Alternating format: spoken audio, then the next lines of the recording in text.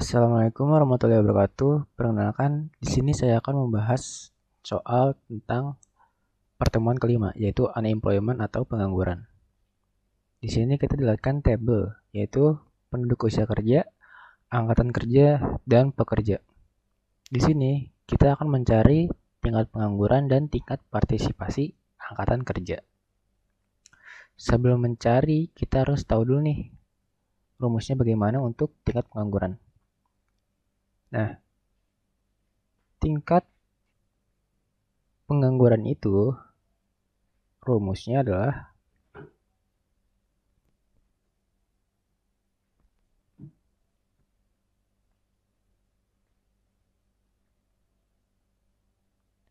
menganggur dibagi angkatan kerja dikali 100%. Nah, kita tahu nih angkatan kerjanya berapa, tetapi kita nggak tahu menganggurnya berapa orang. Untuk itu, kita pakai rumus angkatan kerja. Dan untuk mencari angkatan kerja atau labor force, kita bisa mengetahui nih kalau angkatan kerja itu, labor force itu rumusnya unemployment ditambah employment atau pengangguran ditambah pekerja. Nah, angkatan kerja sendiri itu jumlahnya 10.445.765 orang. Untuk unemployment nggak tahu, ditambah employmentnya 9.543.222 orang. Nah, maka dari itu untuk unemploymentnya yaitu 10.445.765 dikurang 9.543.222. Sehingga untuk final akhirnya itu unemployment berjumlah 902.543.000 orang. Nah, udah dapet nih unemploymentnya, tinggal kita terapin ke tingkat pengangguran. Nah, tinggal 902.543 dibagi angkatan kerjanya 10.445.765 dikali 100%. Sehingga kita bisa dapat yaitu 8,64% untuk tingkat pengangguran. Nah, lalu untuk soal yang kedua, yaitu kita mencari tingkat partisipasi angkatan kerja. Di sini dihapus dulu.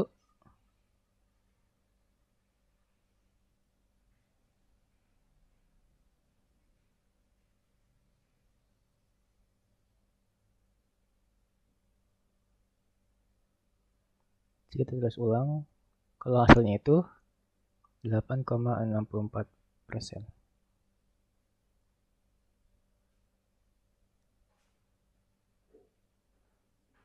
Nah, untuk soal nomor 2, rumusnya itu TPAK sama dengan angkatan kerja dibagi penduduk usia kerja. Jadi angkatan yang pada usia kerja gitu. Nah, dikali 100%.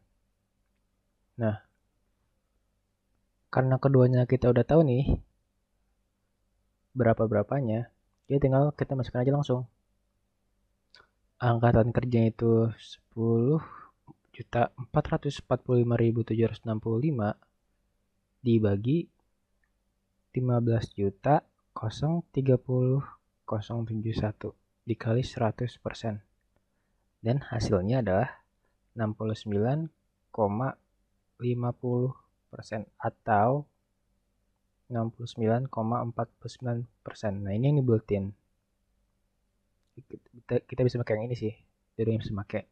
Cuma kan ada pas 99. Jadi lebih ke sini aja.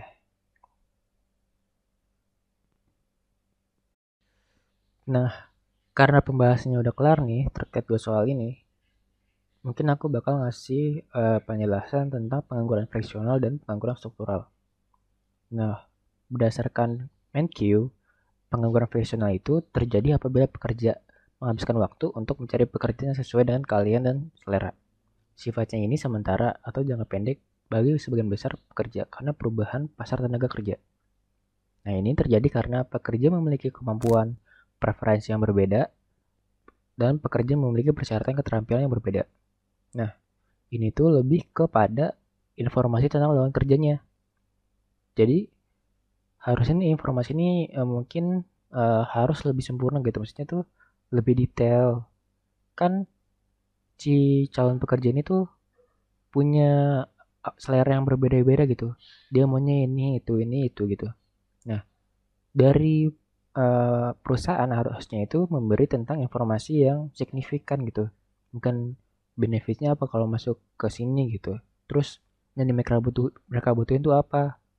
Tentang mungkin juga cowok atau cewek, terus tingkat pendidikannya sampai mana. Jadi harus sedetail mungkin gitu. Nah, kalau misalkan nggak detail itu atau nggak sempurna itu mungkin nggak bakal terjadinya pengangguran fungsional atau juga penempatan calongan calon apa penempatan informasi tentang lowongan kerja ini tuh tidak sesuai gitu atau nggak belum apa nggak tepat misalkan orang-orang tuh pada nyari pekerjaan tuh mungkin di koran atau nggak di line jobs tuh ada tuh atau nggak di freelancer. Nah sedangkan mungkin perusahaan ini nempatin di mungkin ditaruh ditempel-tempel gitu ditempel di eh, mungkin angkutan umum atau tiang listrik.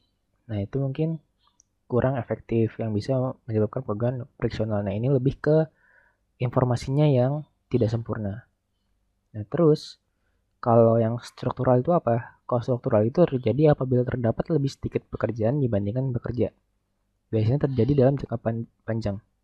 Nah, kalau ini tuh lebih kepada ya pekerja apa ya?